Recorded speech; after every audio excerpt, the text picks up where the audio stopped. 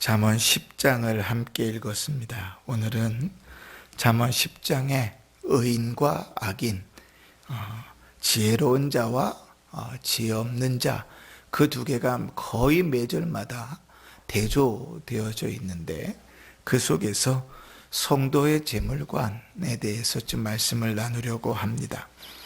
성경은 성도가, 하나님의 자녀가 부자가 되어 살아가는 것에 대해서 부정적으로 보지 않습니다. 반면에 또한 성도는 늘 가난해야 된다고, 가난한 것이 미덕이라고 생각하지도 않습니다. 오늘 15절을 한번 보시면 이렇게 기록하지요. 부자의 재물은 그의 견고한 성이요 가난한 자의 궁핍은 그의 멸망이니라, 그렇게 말합니다. 그래서 하나님의 성도는 부유하거나 가난한 것이 신앙의 기준이 되지 않습니다. 그러나 우리가 지난 우리의 믿음의 선조들의 세대는 그것이 좀 지나치리만큼 강조되어져서 마치 부자고 출세하는 것이 신앙이 좋은 기준인 것처럼, 가난하고 출세하지 못하는 것은 신앙이 없어서 그런 것처럼 치부해 버렸죠. 그래서 늘 부자가 되어야 되고, 어떻게든 돈을 벌어야 되고, 어떻게든 높이 올라가야 되고, 그것이 대단히 신앙이 좋은 것처럼 착각하였습니다. 그러나 우리의 삶이 하나님께서 주시는 것으로 먹고 살고 하나님의 은혜로 산다고 고백하는 한 우리에게서 부와 권세는 신앙의 기준이 되지 않습니다. 그 말은 다른 말로 하면 부와 권세가 성도의 삶의 목적이 되지 않는다는 것입니다. 돈을 모으는 것이 성도의 삶의 목적이어서는 안 되고, 먹고 사는 것이 성도의 삶의 목적이어서는 안 됩니다. 우리에게 있어서 가장 실질적으로, 그리고 가장 직접적으로 유혹을 받는 것은 그런 것이죠. 당장 먹고 살 것이 없는데요, 내가 당장 굶는데요, 주일 지키는 것이 중요합니까? 기도하는 것이 중요합니까? 내가 굶고 내 자식들이 굶는데요. 대단히 실질적이고 대단히 합리적이고 대단히 이해가 되는 말이나 신앙적인 말은 아닙니다. 성경은 계속해서 하나님께서 불을 주시고 하나님께서 먹이시고 하나님께서 입히신다고 처음부터 끝까지 가르쳤고, 너희는 먼저 그의 나라와 의를 구하면 그 모든 것은 내가 덤으로 주시겠다고 약속하고 계시는데, 우리의 믿음이 거기 못 미칠 뿐이지요. 그러니 우리가 그렇게 살아왔던 세월들을 돌아볼 때 우리는 하나님 앞에 겸손하게 회개할 줄 알아야 되고, 그럼에도 불구하고 살게 하신 하나님의 은혜에 감사할 줄 알아야 됩니다. 그러한 삶들로 내가 이만큼 살았다는 것이 우리의 자랑거리가 되어서는 절대로 안 되고, 그러한 삶들이 우리에게 어떠한 유익을 주었다고 말하는 것은 성도가 말할 바는 아닙니다. 그러면 성경은 우리에게 어떻게 부에 대해서 얘기하는가, 어떻게 부를 대하라고 말하는가? 가장 기본적으로 성경이 우리에게 가르치는 것은 하나님께서 우리에게 물질을 주신다는 믿음 위에 확고히 서라는 것입니다. 그 믿음이 없이는 우리는 아무 삶도 살아갈 수가 없습니다. 그 믿음이 없으니 젊은이들은 자녀를 포기합니다. 그 믿음이 없으니 젊은이들은 결혼을 하지 않습니다. 그 믿음이 없으니 우리는 주일에도 일하러 나가고, 그 믿음이 없으니 우리는 신앙이 돈을 버는 것보다 우선하지 못하는 것이죠. 그러나 성경은 아주 정확하고 명확하게 이렇게 말합니다. 22절을 한번 보십시다. 여호와께서 주시는 복은 사람을 부하게 하고 근심을 겸하여 주지 아니하시느니라. 하나님께서 우리에게 복을 주신다고 믿을 때 하나님이 우리에게 부를 주실 뿐 아니라 하나님께서 주시는 그 부는 우리를 근심 걱정하게 하지 않는다고요. 내가 믿음으로 살아갔더니 정말 찌질이도 가난하고 어렵고 겨우 목에 풀칠하고 삿입에 거미줄 치지 못할 정도로만 살아가게 하셨다고, 걱정과 근심 싸매고 살게 하셨다고 불평하지 않게 하신다고요. 그 성경의 가르침은 그런 것입니다. 이 말씀이 어느 날 갑자기 툭 튀어나온 것이 아니라 몇 천 년을 걸쳐서 믿음의 성도들에게 가르쳐 주시는 바지요. 근데 주께서 복을 주신다 하는 믿음이 있다면 우리는 그 믿음 가운데서 사는 것입니다. 하나님께서 우리에게 물질을 허락하시는 것이고 하나님께서 우리에게 주시는 물질로 산다고 고백할 때 우리에게 주어진 일들은 우리에게 주어진 말을 힘써 살아갈 뿐입니다. 말씀을 통해서 힘써 살아가는 것이죠. 그 성도들은 늘 어떤 이들은 오해하기도 합니다.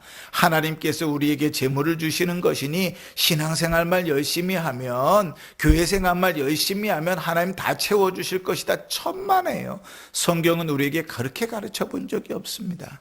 우리가 믿음을 따라 직장을 선택하고 믿음을 따라 그 주어진 상황 속에서 힘써 살아갈 때 하나님은 그것을 통하여 우리 가운데 역사하시는 거지요. 그 4절에 그것을 이렇게 표현했습니다. 손을 게으르게 놀리는 자는 가난하게 되고 손이 부지런한 자는 부하게 되느니라. 주께서 우리에게 허락하신 곳에서 힘써 살아갈 때, 그러나 그 소득이 아무리 적고 부족한 듯 보여도 하나님께서 우리를 먹이시고 입히신다는 정확한 믿음 가운데 서 있을 때 하나님은 근심 걱정 없이 우리를 책임지시고 인도하신다는 것입니다. 그러나 성도가 그렇게 믿음으로 살아갈 때 성도에게는 언제나 유혹이 있습니다. 그 유혹은 오늘 성경에는 크게 두 가지로 나오는데, 하나는 불의한 방법으로 재물을 쌓는 것과 하나는 악한 방법으로 재물을 쌓는 것입니다.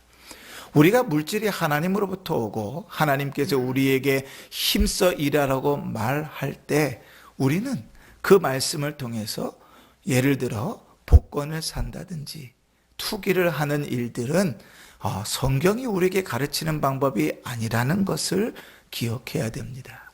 그런데 우리는 거기에 쉽게 유혹을 받죠. 불의한 방법으로 또 불로소득으로 힘써서 소득을 얻기를 바라고 그것을 바라봅니다.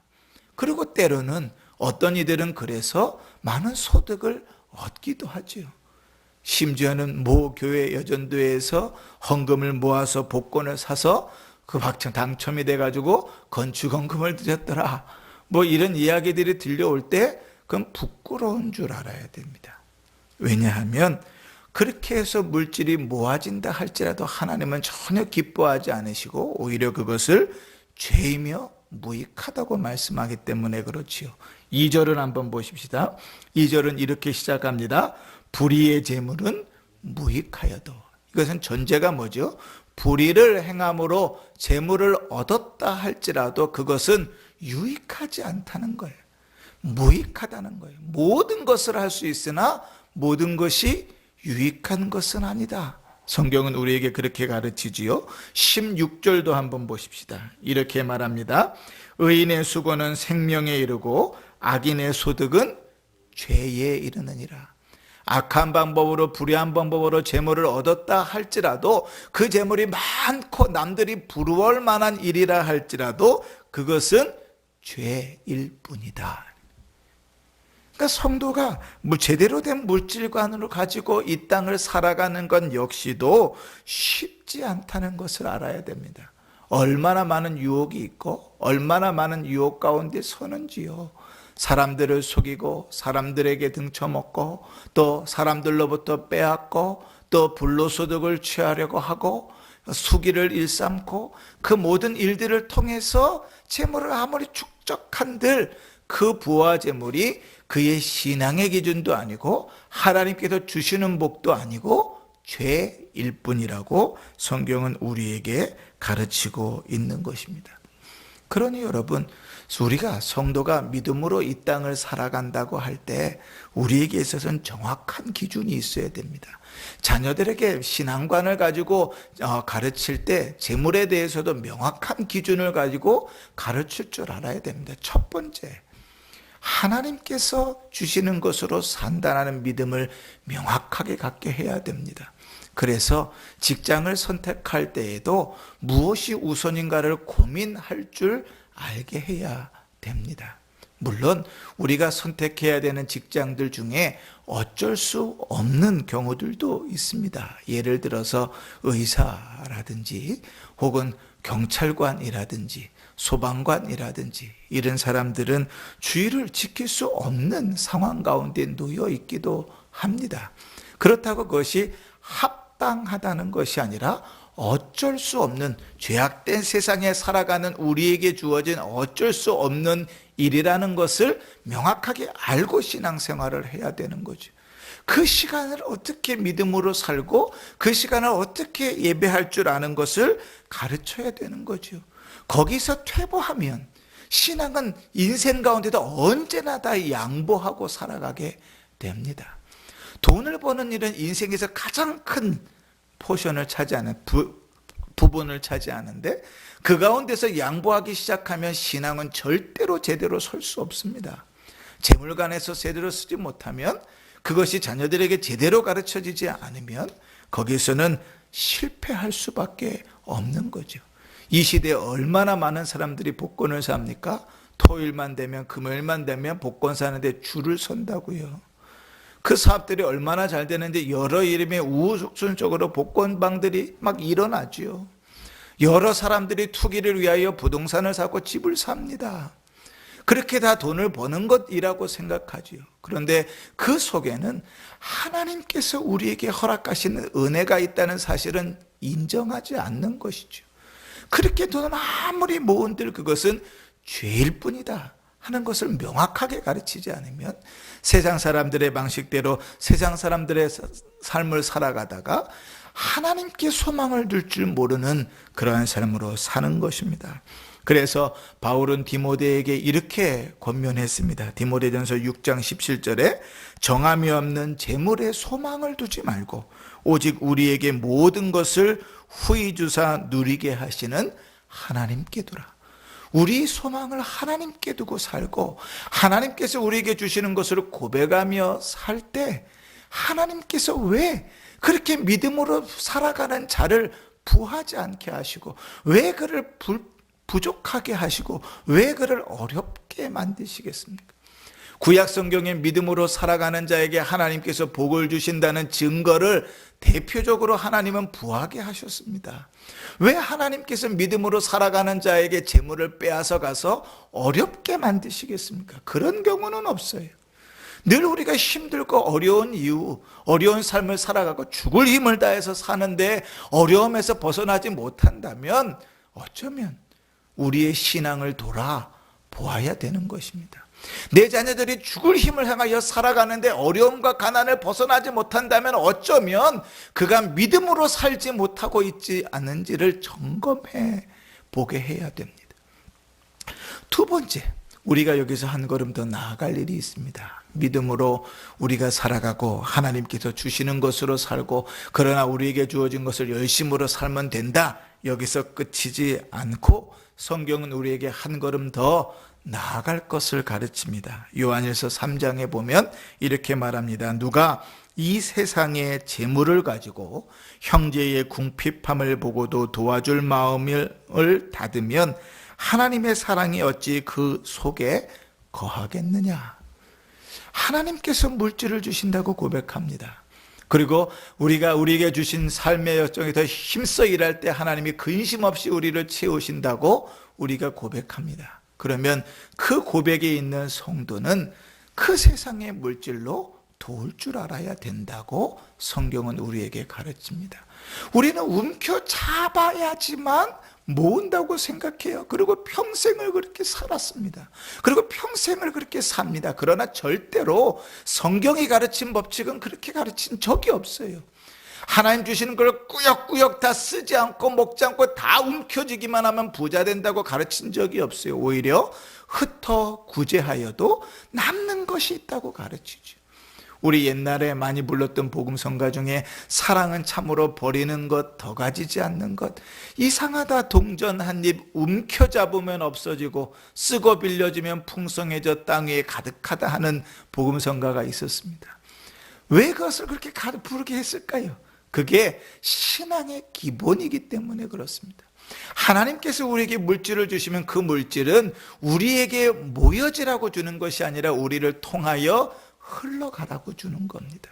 우리가 그러한 믿음으로 저 하나님 앞에 헌금을 드리지만 또 그런 믿음을 가지고 흘러가 도울 줄 알아야 돼요. 선교지의 어려운 이들을 돌아보면서 흘러가게 해야 됩니다.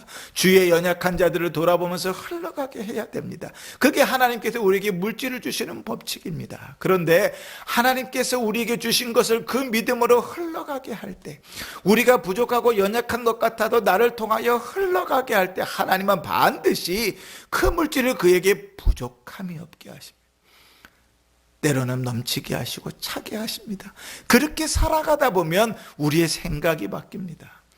생각지도 못한 물질들이 우리에게 주어지면 우리는 그때부터 이렇게 고민이 돼요.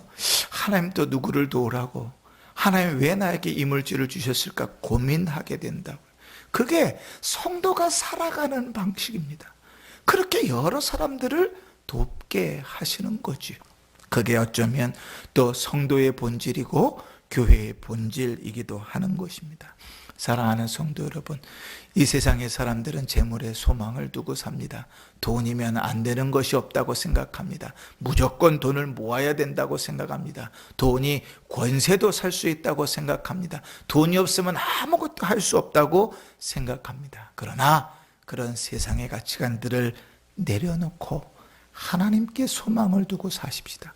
성경적인 재물관을 가지고 사십시다. 그때 주께서 우리를 복주시고 또 그렇게 살아가는 자녀들을 복주실 것입니다. 그런 은혜로 살아가는 복된 성도들 되시기를 주의 이름으로 축원합니다. 아멘.